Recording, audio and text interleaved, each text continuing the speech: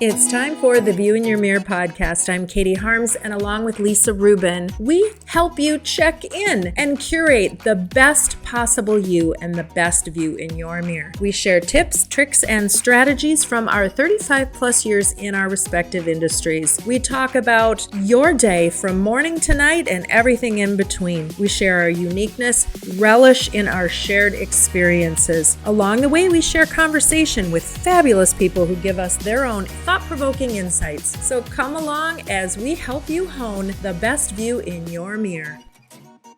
Lisa Rubin. Katie Harms. Happy 2023, my friend. Yes, happy 2023. It's going to be a good year, right, Katie? Absolutely it is. We have set our intent. Do we have a word? Do we have a combined word for our podcast? I don't know. We haven't talked about it. What's your word? Well, my word for 2023 is communication. Well, that would be a good word for a podcast. So I am happy to share my word with the podcast and anyone else who wants to share the word communication. For me, it is being able to better communicate. I feel like I'm a lifelong communicator and I am always striving to be better at it. My word last year was listen. Okay. How do you think you did with that? Well, I think it was a mixed bag, Lisa, quite honestly. That's why I asked the question, Katie. Yes, I know. And I'm sure everyone would agree with you. But hey, what I feel is that we are all works in progress. 100%. Every day we are all a work in progress. That's why we are doing the podcast, right? Exactly. And I think that's the thing. If we have our tips and tricks and things that we do that we've been able to share over the past seasons, what's great for us is we're constantly learning. And that's what I like about the energy of this podcast. It's lifelong learning for all of us. It's having guests that allow us to glean knowledge, or maybe it's having guests that allow us to say, wow, yeah, that's what I've been doing. So, hey, yay me. It's really how do we put things in place for ourselves to make life easier, more enjoyable, to give us more time to do the things that we have passions for. That was well said. That was well said. I'm already better communicating. Well, how about you? What's your 2023 have in store? I know that you do not pick a word. Well, I don't really pick a word. In January 1st, I write down 3 personal goals and 3 professional goals that I want to achieve by the end of the year. And they're always kind of far-reaching bucket list goals. They're not ones I know I can achieve.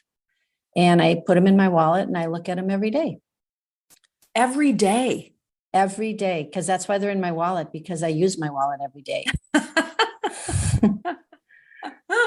Maybe I should do that and put it next to my credit card so that when my credit card comes out, then that falls out. That's exactly where they are, actually. Oh, they're in a pocket right by my credit cards. I love that.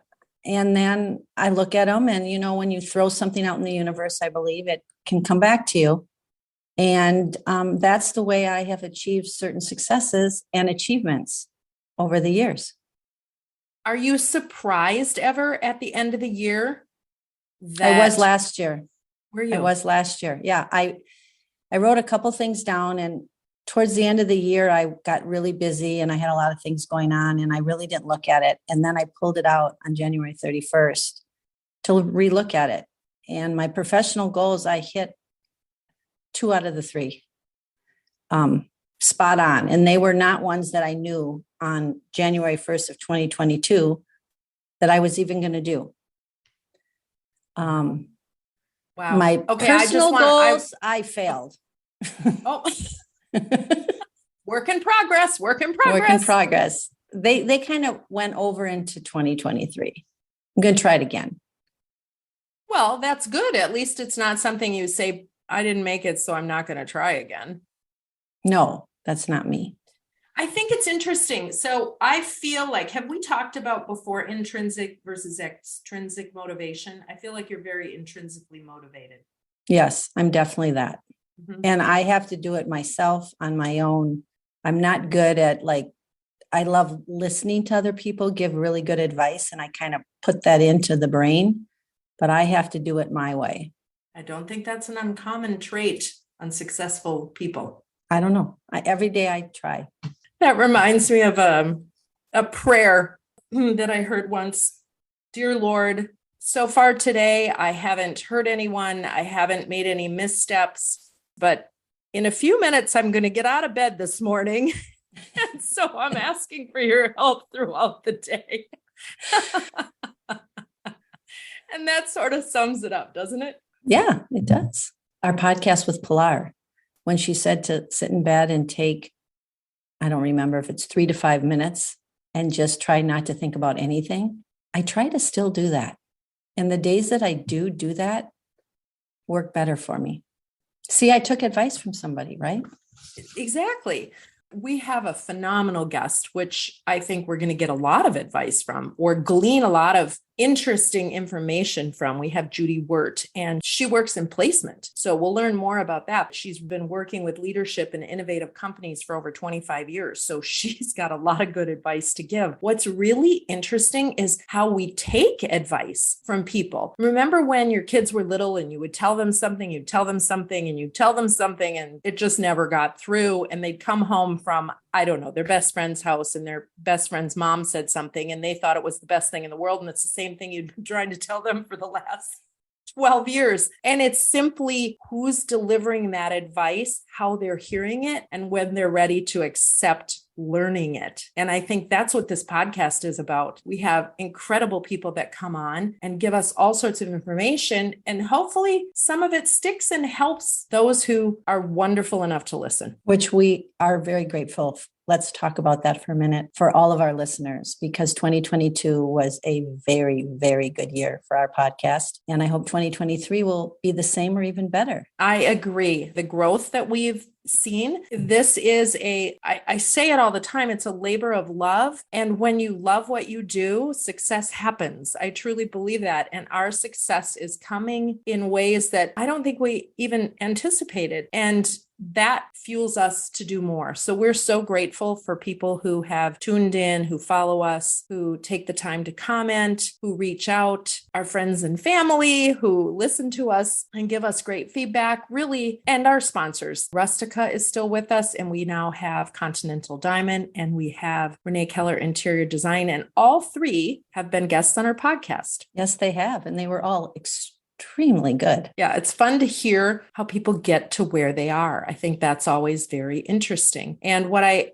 really love is the commonalities that people share, and how those commonalities still, people are unique in all the world, how they come to things. It's very true. And then you have a conversation with a stranger and you realize that stranger is thinking the same thing you are, just in a different way sometimes. And I have that happen to me all the time when I meet new clients and I start helping them, and I have to figure out, I got to get in their head, because in order for me to help them, I have to be in their head, and I have to see the commonalities and the differences and the uniqueness of each individual. So that's something that I've learned over the years, and it's really helped me be me. Absolutely. And yet the same with everyone you see, because we cannot start a year without commenting on the fit of the bra.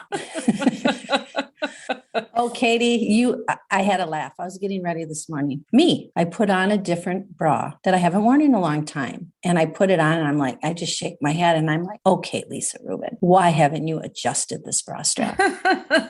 So I had to take it off and I had to adjust it, which was just something I want to let everyone know. You have to take that extra 30 seconds and do that, because it makes a big difference. Once again, 2023, we're going to end with the bra conversation. We're going to start with the bra conversation. Yes, we're going to start. So Lisa, as long as we're talking a little bit about fashion, because obviously the foundation is the foundation of all the fashion. Tell me what you're seeing for 2023. We've had a tumultuous couple of years and a lot of changes. What does the future hold for this year? So, Katie, I'm very excited. I've had the opportunity to preview some lines because a lot of people come to me and want to show them to me so that I can pre-sell. And what I've seen so far, which I'm super excited about, is suiting is coming back. And I told you that a year ago that suiting would come back, but it's coming back in a different way. It's not your basic classic suiting. You're actually going to be seeing a lot of like shorts and jacket combinations, which no, I would not recommend that for certain corporate settings. I love it so much.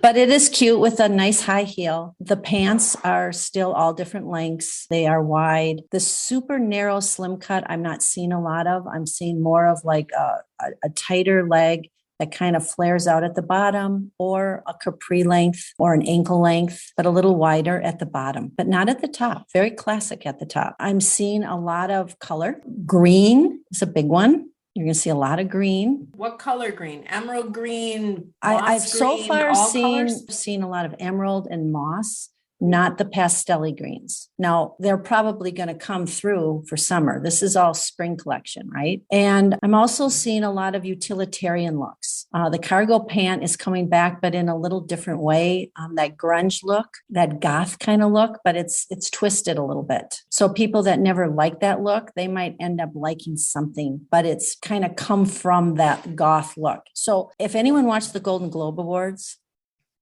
you'll see kind of some of that influence coming through. There's a lot of sheer, a lot of things that will be sheer. So women, that bra is really important. Or if you're not going to wear a bra, just pay attention to that. And a lot of the dresses are going to show a lot of skin. So those who don't want to show their skin, of course, there's other looks. But if you'll notice with all the award ceremonies coming up, you'll start seeing what little glimpses of what you're going to see for spring and summer. That very classic sheath look of a dress is going to be done in many different ways. And I'm so excited about that because that's my favorite. Thinking about the clients that you have, how do you adjust their wardrobe? Obviously, people are not throwing out their entire wardrobe because styles have changed a little bit. No, but Katie, the good news about this is a lot of my clients have things in their closet they haven't worn in 3 or 4 years that were from that classic era. So I'm going to take them out and then I'm going to put a little twist on it, whether I do more of a trendy shoe. Remember, my whole thing is you wear one trendy thing on your body, right? In the corporate world. Can it be at least one, or are you like one?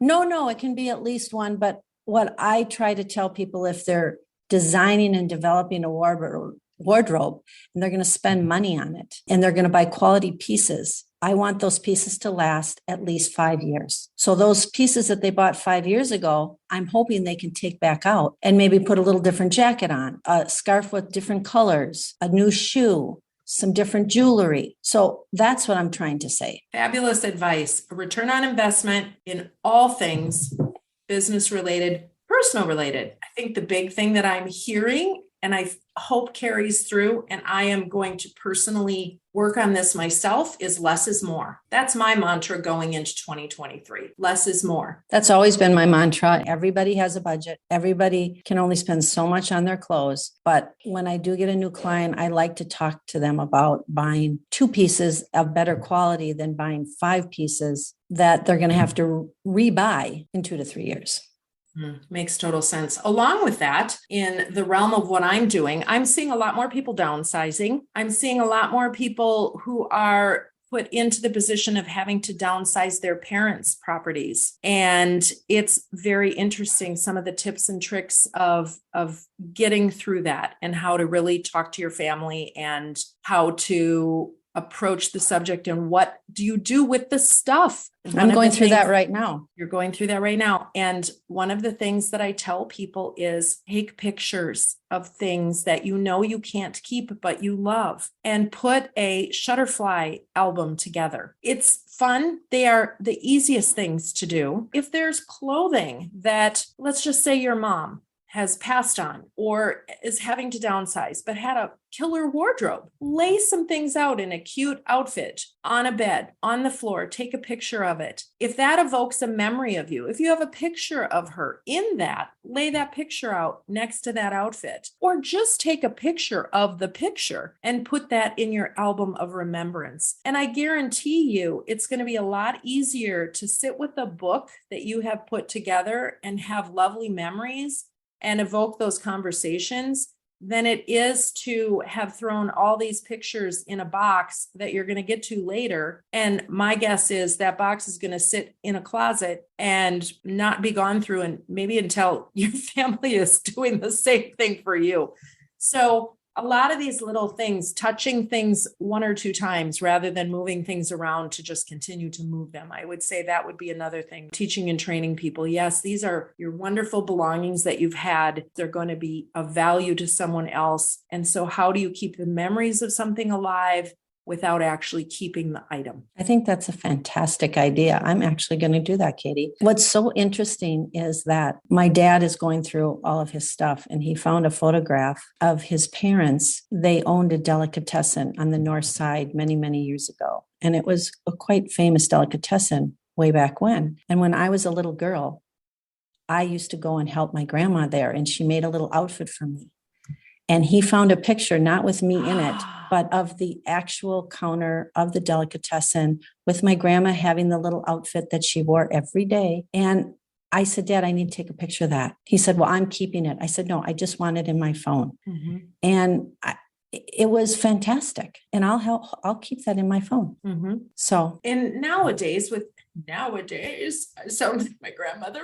Days with our phones and what we can do with those phones to catalog. You take that picture, you can immediately put it into a remembrance file. So even if that's how you're doing it, if you don't even get to that Shutterfly album, which I got to tell you, and I'm not getting anything from Shutterfly, it is a easy app to use and create a book. Our oldest daughter every year goes through all of her pictures and creates a book of the year. And that sits bound, and they're no more than a half an inch thick, and it's maybe 11 by 8, 11 by 10. So she's got a nice little catalog of memories.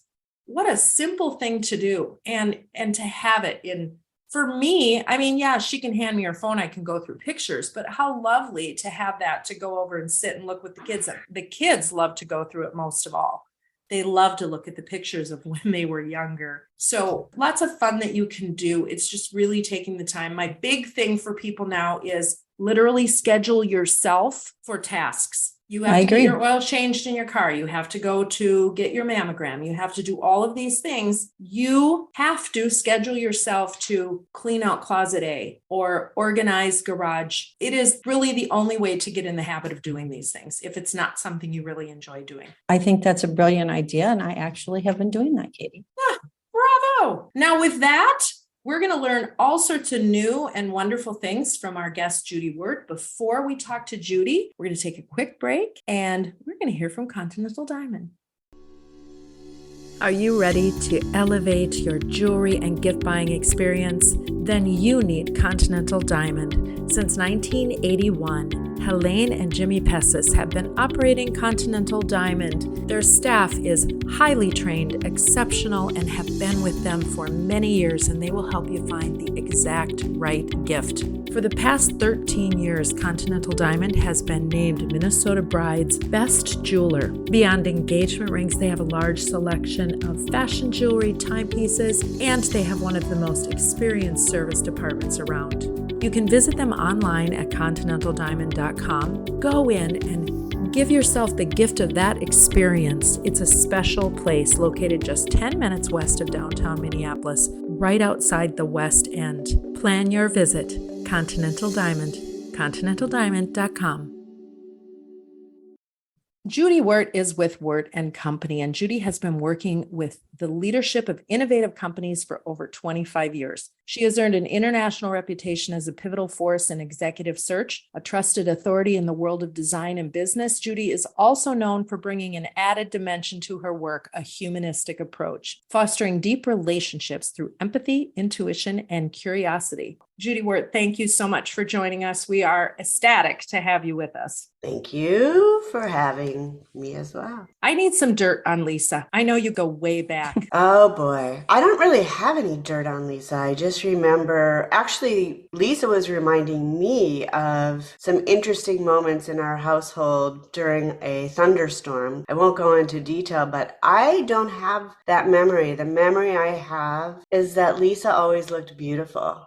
And I always wanted to know how she started her day. Oh, that's so nice of you, Judy. Thank you. And it's not surprising you ended up, addressing the world of fashion and how people show up, because that's what I thought of you way back when. I guess I was able to detect that professional DNA in you. Well, thank you. Well, should I return the question and say, how do you remember me from back when? I remember us laughing a lot. You and I would giggle. We would giggle and we would laugh about different things. That's what I remember. And we would always find some naughty treat to have and sit around and just talk about nothing. Here we are today talking about something. Yeah. And you have a lot of some things to talk about. That's for sure. And how did we get to this podcast today? Right. And so I was talking to some friends and saying some guests I would like to have on. And a friend that we grew up with was like, Lisa, you have to connect with Judy Wert. I'm like, what? And then she told me what you did. And so that's how this all came down. And it was so nice to reconnect after all of these years. I mean, it's been a long time. And I got a nice warm heart from that feeling. Like, it's nice when you can reconnect from your past, but you're more evolved and developed and self-aware than we were back in the day at age 7 or grade 7. Yeah.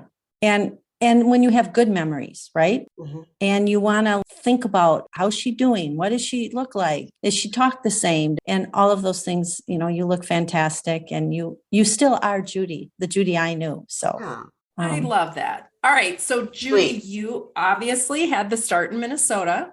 Yep. And made the decision to go to college in Michigan. True that. Go blue. The other M, maize and blue. And what was your major? What did you go into? I studied design. I ended up in the design school, and my major was graphic design with a minor in textile design. So I always loved fabrics and color and texture. To this day, I still do. I'm kind of a textile geek. And then, so from somewhere in there, did you work in graphic design before getting into actually executive placement in graphic design? I did. When I graduated college, I moved to Chicago with a job in hand a week later. I didn't take any time off, shame on me, and went straight into practicing as a young designer. And that was in 1983. And worked for a couple of different firms, really formative years, and with great design firms. I actually was a good graphic designer, but I started to gravitate into being this middle person between the designer, the design problem, and the client. And so I started to discover my business voice.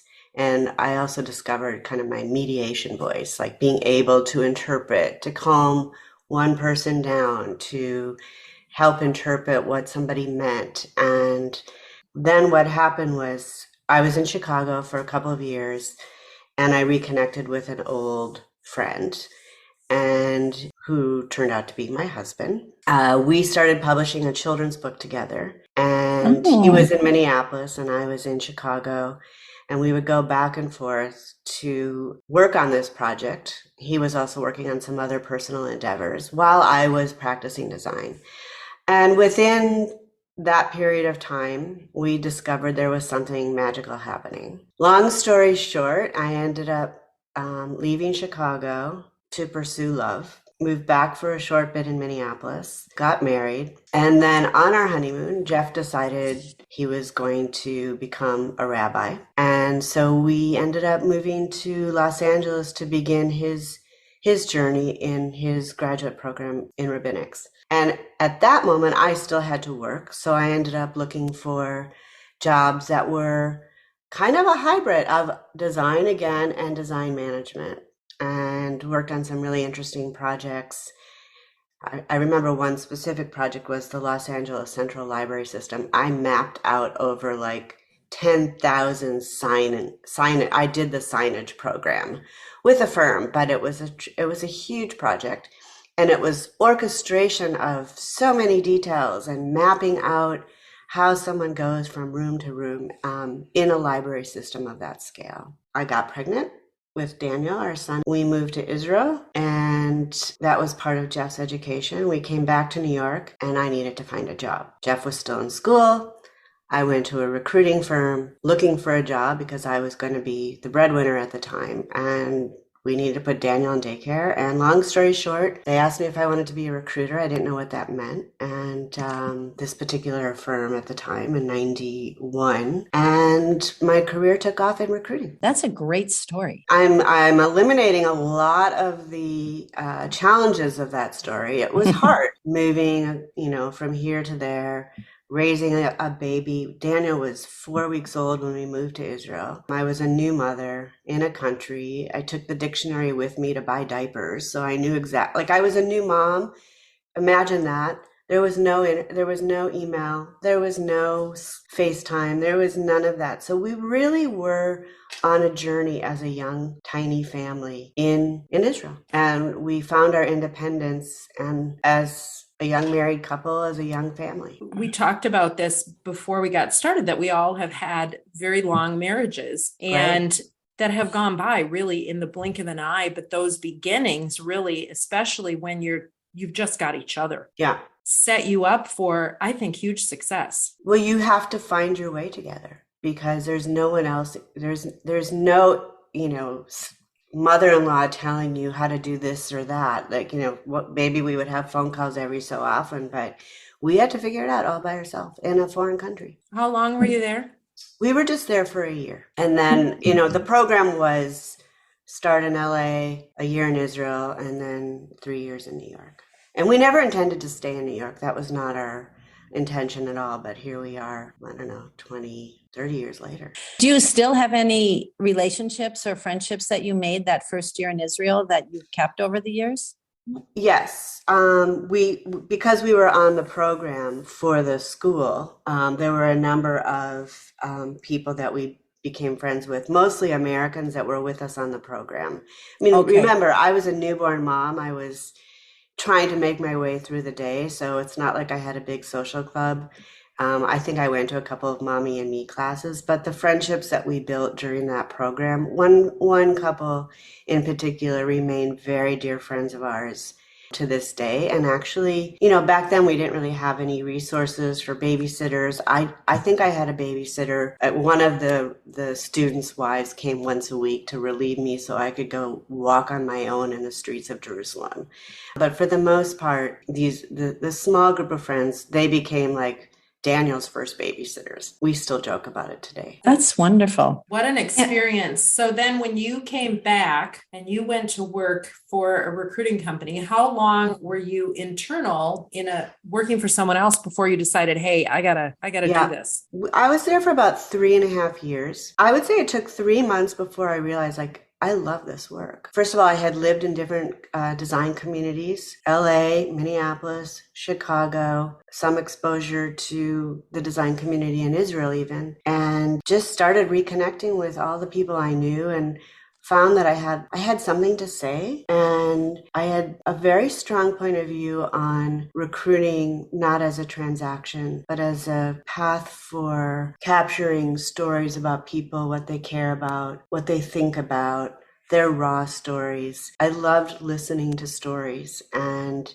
found that I had a way about it. And again, long story short, Jeff was finishing his program, and it was not easy, being in New York, 2 very distinct careers, and trying to make a living to be surviving in New York. And at that time, we were actually living in Harlem in student housing, and we then moved. And I woke up one morning and I'm like, I think I can do this on my own. I have a vision for what recruiting could be, and took a deep breath, and happened to be Daniel's first day of kindergarten, and went in and gave notice, and there we were. This is pre-LinkedIn.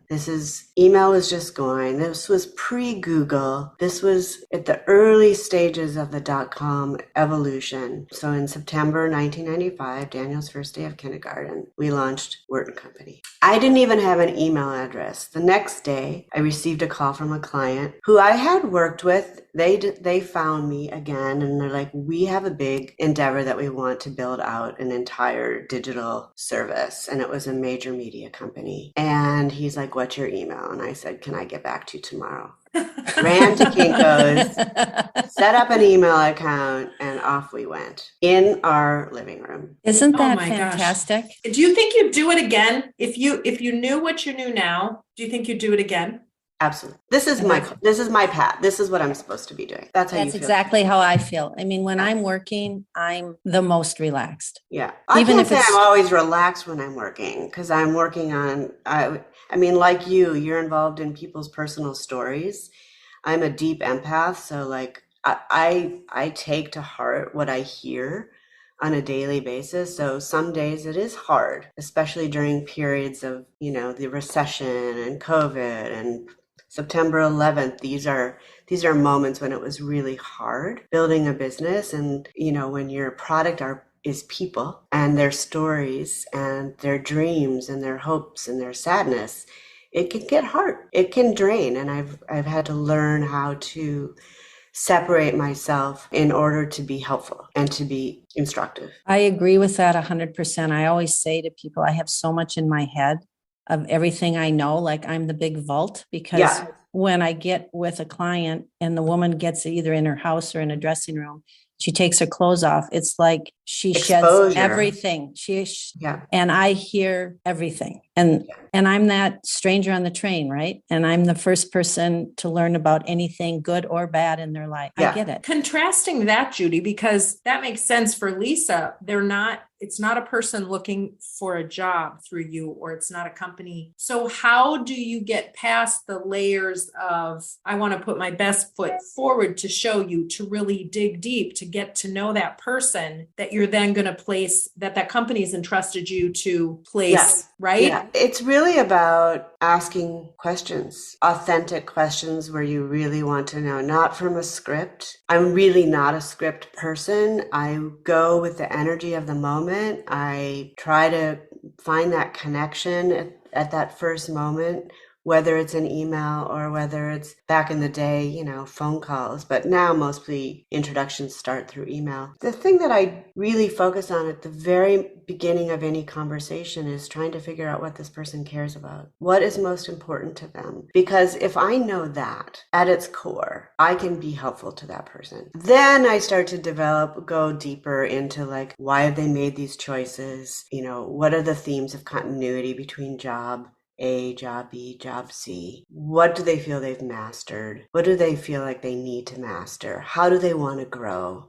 So I ask these very high gain questions to unlock truth, to unlock authenticity of the response. I have a pretty good awareness for when I'm still have to break through, someone's still guarded. But I would say that bringing a level of care and empathy and concern has always been the way that I've woven into people's lives. Do you think it's been harder because it's all through a computer, through Zoom, through email, where back when you started, you probably met somebody for lunch or breakfast, or you sat and talked to them in person? Do you think that you can still get the same information out of someone doing it, let's call it the new way? This new way hasn't been so new for me. I've been doing this for a while because we work globally. And so obviously I'm not going to get on a plane every single time I need to talk to someone. No, at this point, like I feel like I'm in the room with you. I think maybe there's Zoom fatigue that creeps in, but there's also fatigue when you have breakfasts back to back with people in person as well. So I kind of like everyone shows up. You get to see their homes. You get to see their artwork. You get to see their kids' drawings. I think you get to see people more in their environment than you would showing up at a breakfast meeting. I never really liked breakfast meetings anyway. Interesting. That's a good point. Do you see differences between the job seekers now than perhaps when we were seeking? Well, there's more access. I think back in the early days, there wasn't as much volume, there wasn't as much access, there wasn't as much social media. So on the one hand, there's more for me to feel like I need to be in touch with. I have a little bit of that FOMO. Oh, I want to meet that person. Oh, I love what that person's doing. I want to call them. I want to get to know them. And my approach has always been not to just recruit somebody for a job, but I've always taken the approach, do they have an interesting background? Can I learn something from them? And I will reach out to them. And I believe that has helped me to develop a community of people who trust us. But I don't know if that answered your question. I think the volume of access is the biggest difference. The amount of people that can reach me now that couldn't reach me in the same way because they would have to pick up the phone and call me. Whereas now, I can field 300 emails a day and I can actually make more connections because of today's technology. But there's also more discipline that needs to be employed because I can't talk to all those people either. Does that require additional staff? Does that require screening that's maybe a little more tight than it used to be? I've had to learn how to say, I'm sorry, I'm not able to speak right now. Your background is impressive. I would love to stay in touch with you. And I actually mean that. We do save and capture in a proprietary tool that we've built every conversation I've had since 1995. And we pay attention. And I will often call somebody 10 years later and say, do you remember when you wrote me this message back in the day where you said you really had an ambition to work for company Nike, for instance? And here you are 10 years later working for Nike. And oftentimes people are blown away that I will email them. Just yesterday, actually, I had a conversation with a candidate and their mind was blown that they had written this to me in 1993. And it was sort of memory lane for them to see what they cared about then. I'm like keeping people's journals without them even knowing it. Are there time capsules? I have time capsules on periods of time of people. Absolutely. That's incredible. What 130,000 people in our database of people that I have a story about. What made you think to start cataloging that at the beginning? It's funny. Our very first office was, interestingly enough, a shared space with an architecture firm. Jeff and I rented 3 desks. This was before even WeWork existed back in the day. And we rented a desk. And my cousin at the time, my dear cousin, was like, why don't you set up a database just to start tracking everything? I'm like, that's a great idea. Let's do that. And so from the very beginning, we had a tool that we started tracking, but we also still had paper files. Like I still have my little note cards of where I would write stories. And then there was a period of time where we transferred everything from those note cards into a database. And that was a big project. But I guess I've always been a saver. I have my Sweet 16 birthday cards. I've always been a saver. In fact, Lisa, I wonder if you were even at my Sweet 16 party. If you were, I bet you were. I'm sure I was. That's when we were friends. Yeah. I saved love letters. I saved birthday cards. I have books with Ziggy, from Ziggy was our little cartoon character back in the day, with notes from my friends. I've always been a saver. It's it's remarkable. I even have a note. Believe it or not, this is hilarious. When Jeff and I we went to camp together, and you know how we always used to do these autograph books, and at the end of a school year or at the end of whatever milestone. And Jeff actually wrote to me, I believe that we have so much in common. I believe our paths will cross one day. I must have been 15. Oh, I just got goosebumps. That's really incredible. I should frame it. Actually, I should pull it out today since today's our anniversary.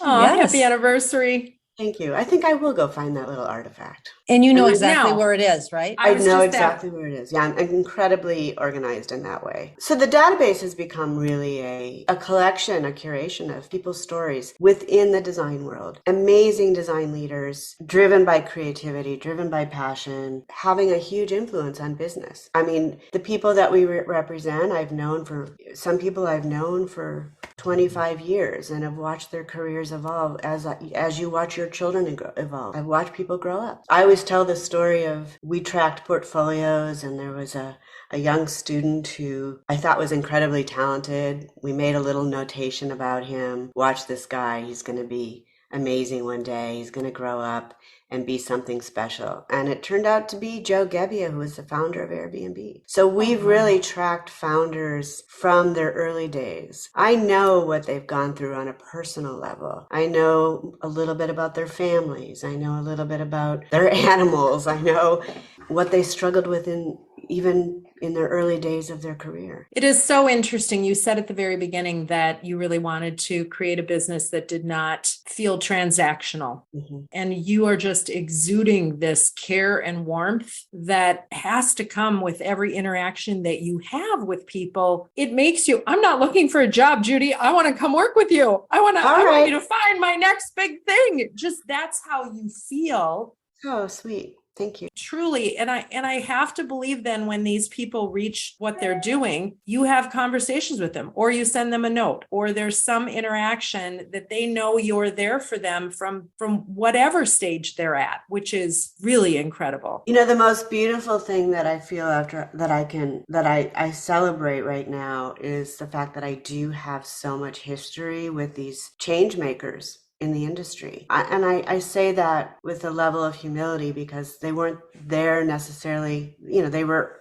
in their early days, but now I'm a text away. I can say, hey, John, how's it going? But there's so much history in that one line text. There's a relationship there. There's a freedom to be able to say, how's it going? Should we catch up? Is it time? Maybe it's time we catch up. And that has taken 30 years to build that ability to be a text away from somebody. It looks maybe easy for somebody, but there's a lot that has gone into being able to do that. So what you just said, I was thinking about that. And that's so true in my business too, because so many of my clients, I've watched them grow up. Right. Being that I've been doing this for 39 years. And some of them started out and they were the babies starting their career, and now they're retired and they're sitting on boards or not sitting on boards. And that one text away. And I'm always that person that I do check in with people. They appreciate it because they're so busy and they have so much going on and they don't think anyone really cares. And then they get that text, right? What's common for the both of you in that is that you're not doing it for a business reason. No. You're doing it because you care, you genuinely care about the trajectory of their life. And therein lies the difference. It's not transactional. It's because you truly care. I think that's why I'm in business. I really do care. I'm in business for two reasons. Well, probably more than two, but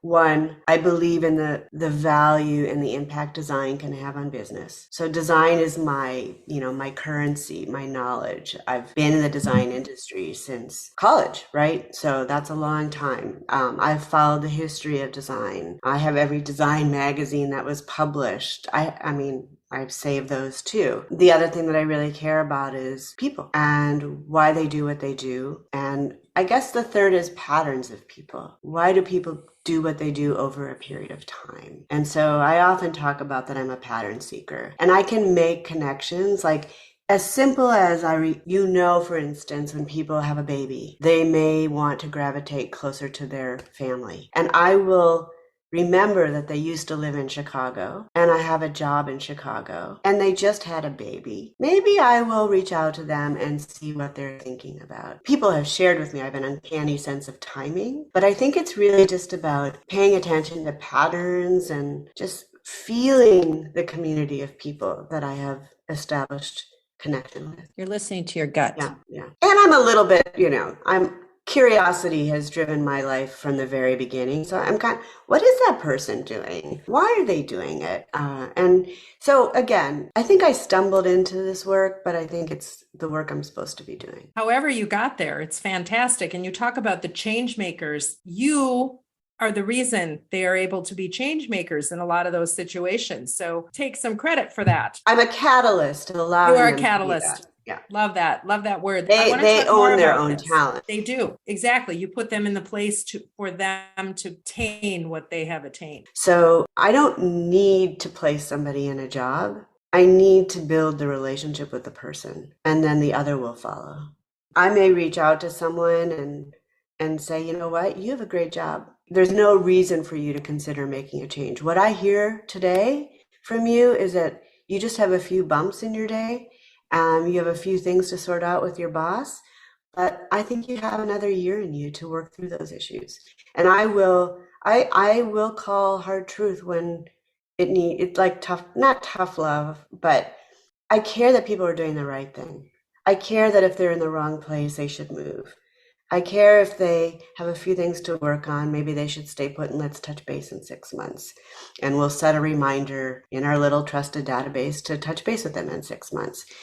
That's fantastic. Okay, we're going to talk more. Also want to really hit on, you mentioned that you're very organized, and you have to be if you're saving everything. Let's take a quick break, a quick commercial, and we will be back to talk more with Judy Wert & Company right after this.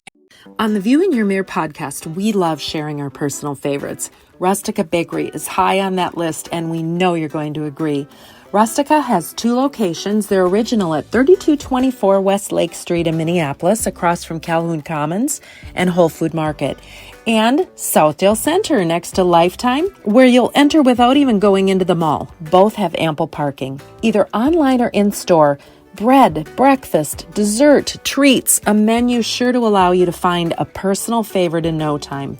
Online ordering is a breeze. Available in-store only are savory menu items. Think grab and go for lunch or enjoy them there. Brunch items are offered Friday through Sunday. RusticaBakery.com. Find the food and drink you adore or try something new. Rustica Bakery puts the love shown by their customers back into every item baked. At Rustica, you're among favorites. And we're back. I want to talk about organization because as a living spaces specialist, I am very organized in how I approach things. Had a closet business for many years, grew that. As a little kid, loved changing furniture around, cleaning out my closet, all of those things. Oh, ditto. Yeah. However, I'm not the saver that you are. And there are times in my life where I think, why did I ever get rid of that? Or why did I ever get rid of that? So you will never have that problem. But how do you organize your things to be a saver? Well, first of all, I collect things that are beautiful. I collect things that mean something. I collect things because of its color. Very much about the beauty of the artifact, the beauty of the letter that I received from my father while in college. I've collected all these things, and somehow the things that mean something to me, they have found their place in our home in a way that I can have an eye to remembering I should go look at that to remind myself of this or that. I organize things by color. I have certain pieces of clothing that I've saved that mean something even though it doesn't fit. But one day maybe, my grandchild will say, oh, Granny, I would love to wear that. And like I have this thing for what will have meaning down the road for me. You save them in baskets, boxes? No, I have them I have bookshelves that I love. I have drawers that I keep them in. But they all have their place. What I'm hearing is you don't have a huge storage room of which you have things. These things are within reach of you for sure to be able to enjoy them, which makes all the sense in the world to me. I obviously there's some things I haven't been able to save, but like Daniel's paintings when he was in kindergarten, I have these little projects. I make these books of drawings from back then. I have all my love letters in a box. Not all of them, but some of them that meant something to me. I have all my yearbooks. I have all my camp pictures. I have boxes of pictures that I've slowly moved into the digital. That I will be making books on. I have so many projects that I would love to get to. A little glass from when I was in art school, a little beautiful green pottery coffee mug that sat with me every day when I was drawing. And it sits, I see it right front and center. It's right there. The artifact that has a memory, I've saved. I think that makes all the sense. Yeah. Now you've mentioned Daniel a couple of times. A lot of changes for you in regard to Daniel, who is your son. Yep. Coming into the business. What's that been like? That has been one interesting opportunity. So Daniel, he's 33. He moved out to the West Coast when early in his career. His most recent job, he landed at a custodian bank for cryptocurrency. He was the first employee of a startup, helped them grow to Series C, decided he was at an inflection point. Seriously, he grew up hearing about recruiting, although sometimes he would plug his ears because that was sometimes a family discussion. He grew up in design. He loves design. He raised his hand and said, I'd love to join Wert& Company. I think you've built something amazing, and I would love to help carry the legacy forward. And so Daniel joined Wert& Company 2 years ago. And it's been amazing. Really, truly an opportunity to learn about each other as adults. Sometimes it feels like a sitcom when we're on a client call together because it's sort of hilarious.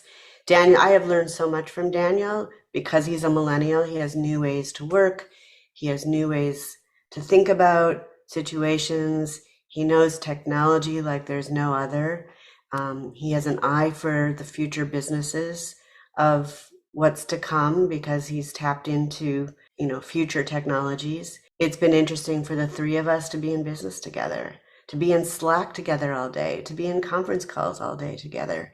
There have been moments where we've had to step back and say, okay, let's talk about this, because no matter how hard you try, family stuff gets in there. But it's been a gift to be in business with your son and your husband.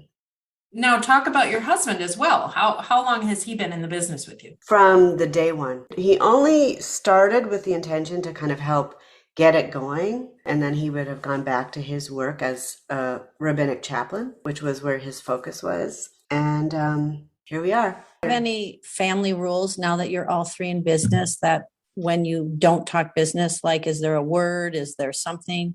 I feel like I'm the only one setting up those rules. I feel like after 7 p.m., my office is somewhat closed. Jeff will come to me as we're about to sit down to watch the news after dinner. He's like, can I ask you a question? I'm like, nope, I think that question I suspect can wait till tomorrow morning. But it's natural. Our work and our life are so intertwined, and we talk about interesting things we've learned. We've talked about interesting businesses that we're paying attention to.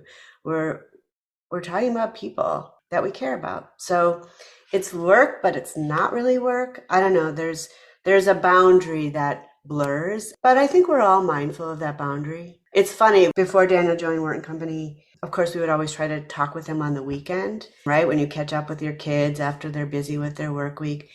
We have the reverse, right? We're talking all week long, 20,000 times a day. I'm like, okay, weekend is for us to go our separate ways now. But he's a hybrid of what I do and what Jeff does. And he will take Wert & Company forward in interesting ways, and we trust him. That has to be such an incredibly good feeling, knowing that there's a succession plan in place. Yeah. With your to take company. care of the next generation of design leaders, for sure. But let me tell you, for all the mothers out there that are seeing their teenagers sit on the couch and be cranky or wondering what they're going to be when they grow up, I would never have guessed this. It wasn't in my dreams. It wasn't in my plan. It happened. And so, if you just take good care of your kids and give them love and let them make their choices, in most cases, it'll be okay. In our case, we were really lucky that he wanted to join us. As I say, you give them water and a little fertilizer. That's fantastic. You mentioned something that I think we definitely want to talk about, that work and personal are intertwined, not just for you, but I think they are for everyone. And I 100%. Think this is the key to why you are successful at what you do. You talked in a podcast that we listened to, reconsidering how that through the years, that changes as you're going through the stages of life with the stages of the career. Talk about that a little bit, because that was fascinating to me. When I was talking to you about this, I was so fascinated when I was listening to the podcast.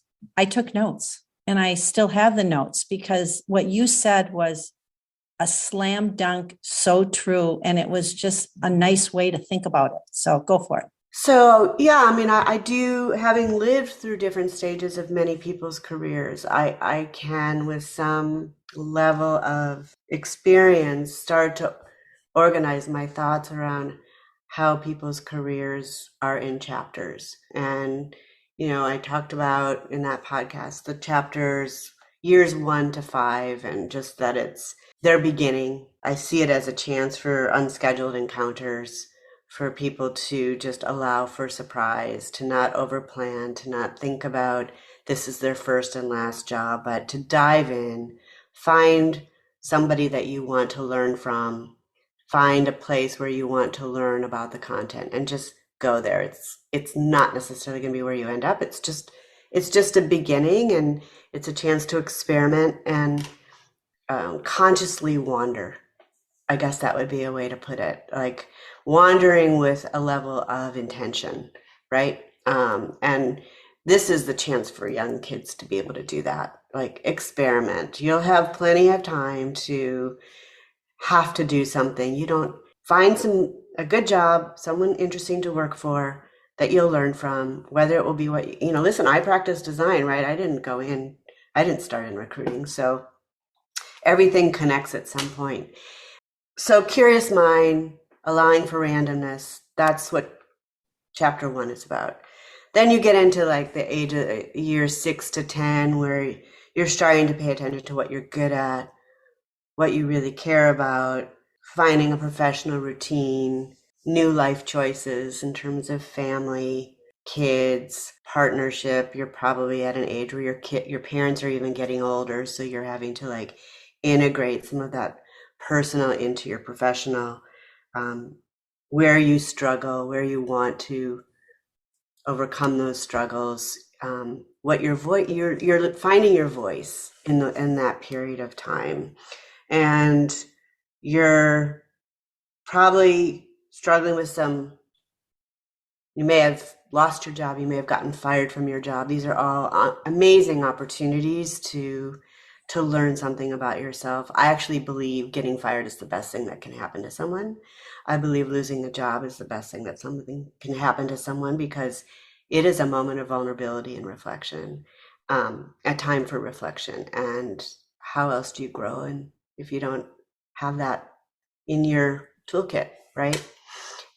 So you're hitting your stride, but your work and your personnel are kind of, you're having to figure out what that looks like. Then years 11 through 15, I talk about kind of truly achieving your clarity. This is what I love to do. And you're reaffirming your narrative of success. You're showing up for teammates as a manager, sometimes as a leader. You're starting to really impact other people's careers. And you're building on emotional and intellectual commitments that matter to you, hopefully by this period of time. It's also a period of time where I think people have struggled, like when they have awoken to like, this is not what I'm going to be doing. And they may go through a really hard period of time. They may take a sabbatical. They may take some time off. I think post-COVID, more and more people are doing that because they realize life is short, and this period of time has allowed them to rethink, reconsider what matters to them. So it's clarity and hitting your stride, like both of those things, and the tension of those things kind of come together at that period. Then you get to like 16 to 30, you're really making a mark. You may have really built a company, you may have built a business, you're at a place of, even your kids are starting to grow up. You have confidence and fluency in your process, in your way. You're ready to teach and mentor the next generation. Like, it's a beautiful time, 16 to 30. Think about it in career, but also think about it as a parent, right? Or in a relationship. Where were you in years 1 in your relationship, and where are you in your years 30? You just have more clarity. You have your voice. You begin to understand what you care about, what you need to master, where you want to go next. And there's a bit of a a healthy enthusiasm and curiosity to that period of time. And then years 30 plus, be it marriage, be it career. To me, you can apply these chapters to your life in any way you can. You can even employ it into how a garden grows, right? The garden is the same thing when you start with a blank slate of soil and you start to plant things and you start to see how it grows. Same concepts, really. 30 years, though, can be a time of unsettling, or it can be in a way because you're like, I've done this, I've mastered this. What do I want to do next? How do I want to give back to the community? What is my second and third chapter going to look like? For some, I think of a client of mine who has been a senior, pretty pivotal force in a major media company. He's been there for so long, and it's time for him to like sit in the garden and read a book. But that liminal space of finding peace in a routine that hasn't been your routine for 30 years, for some can be unsettling. Retirement for some is hard. For others, it's a beautiful chance to like figure out what you're going to do next. So that's kind of how I think of people's careers. And I think it's not a straight line. I think you can be early in your career and want to be mentoring someone. You can be late in your career and start a new career. You can be late in your career of choice and start a new career. So you're back to stage one again. So I think these stages do interlock. This is kind of how I think of people's evolution. This is how I think of relationships and evolution. This is how I think of gardens and its evolution.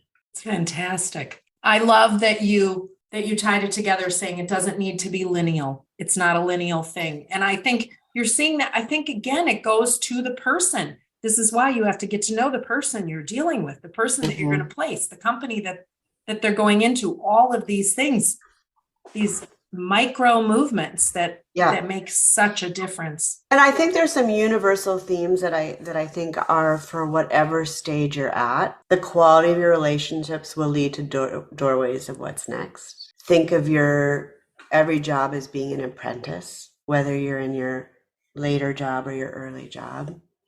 Remember, you're getting paid to learn things.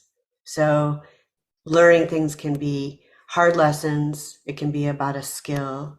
It can be about business, but it can also be learning things about a human dynamic. Stepping out of your comfort zone. I believe everyone needs to step out of their comfort zone.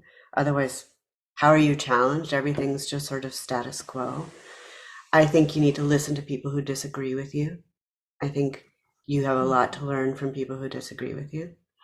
I think randomness, no matter what stage you're at, is really important, to allow randomness and spontaneity. I think not getting caught up in your own narrative is really important. If you're so caught up in what's important to you, you're going to be missing out on some incredible music out there in the world. And I actually believe journaling your journey is really important. I've journaled my journey from the very beginning. Wow. I wish I were that. Every year I say, okay, I'm going to do it. So let me tell you an app that you should use that will be really fun. There's an app called Day One. It's actually owned by a client of ours. It's a fabulous tool. It gives you a chance just to like document a photo that you took, or a headline that you read in the New York Times, or a quote that you read, and you can set up a reminder every day to remind you to do it. It's very visual. I'm a real visual person, so I think the tool is very well designed, and it's pretty fun. Thank you for that. Yeah, Thank you. I will definitely look into that. Lisa's got some fun questions. Yeah. But before I do the fun question we forgot to ask her is, who are your clients?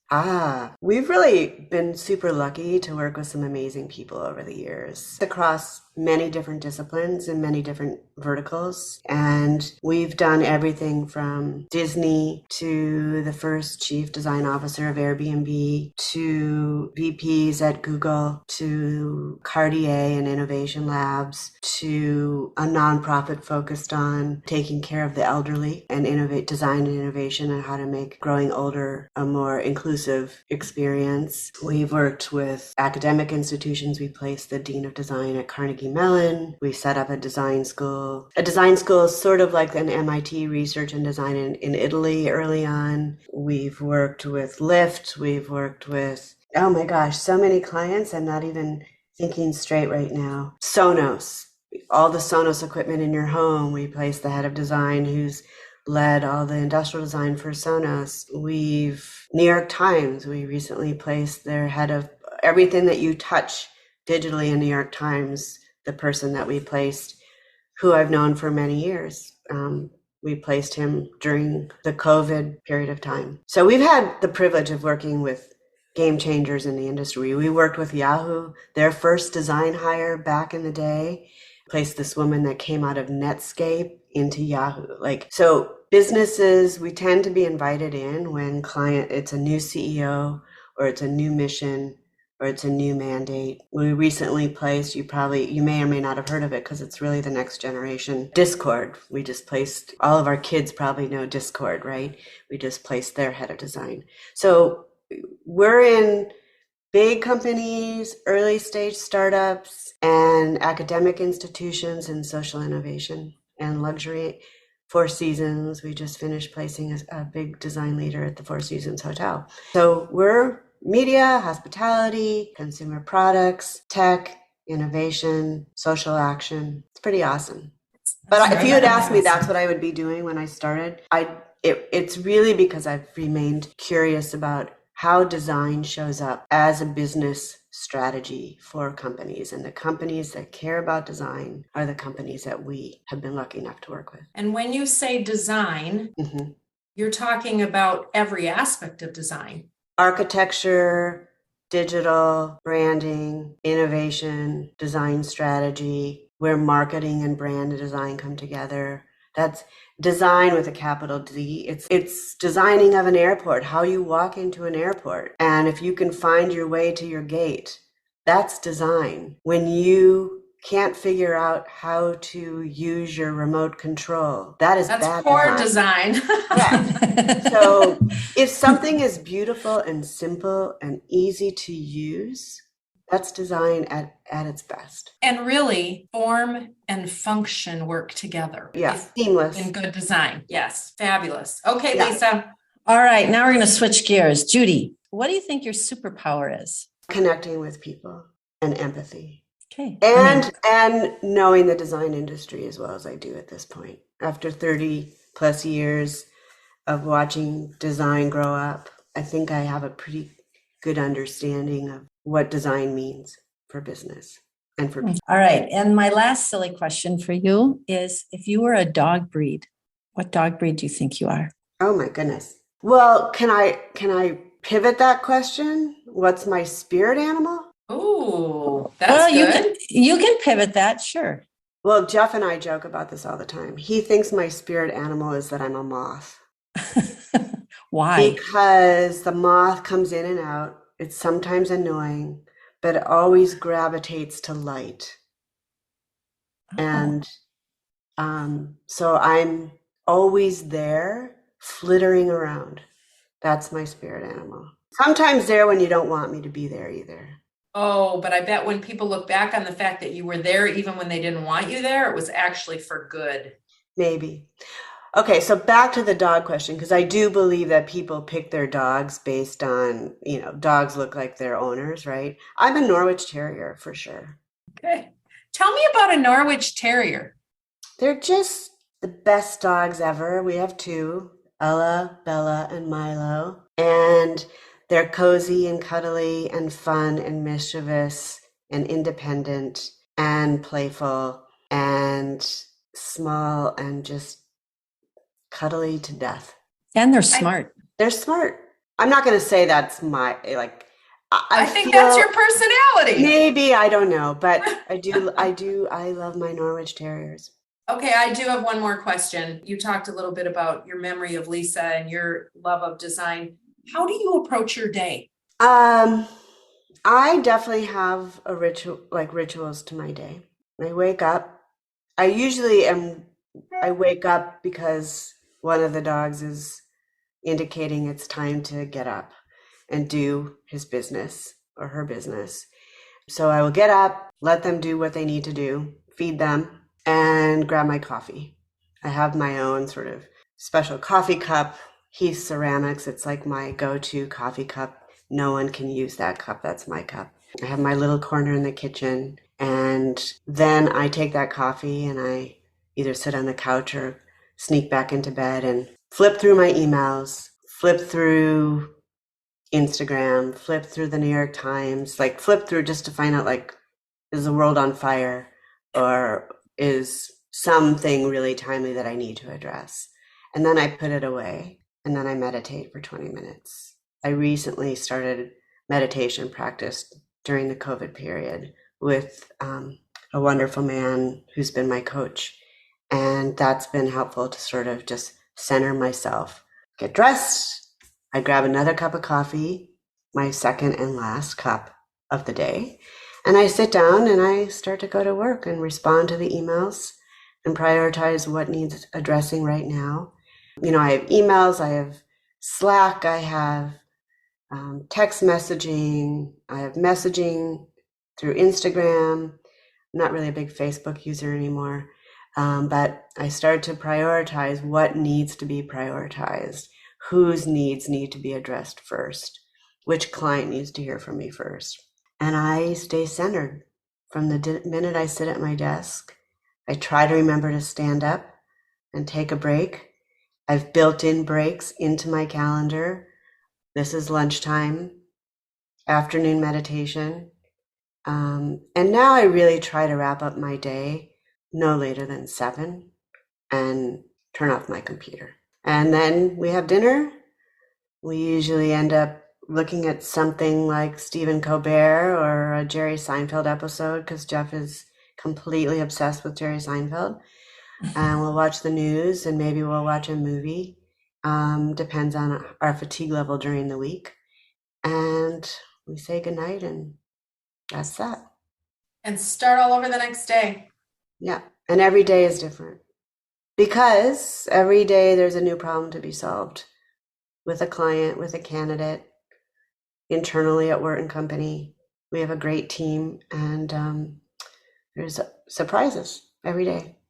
And I'm getting used to dealing with the surprises every day. The 30-year plus mark that what's predictable is the unpredictability.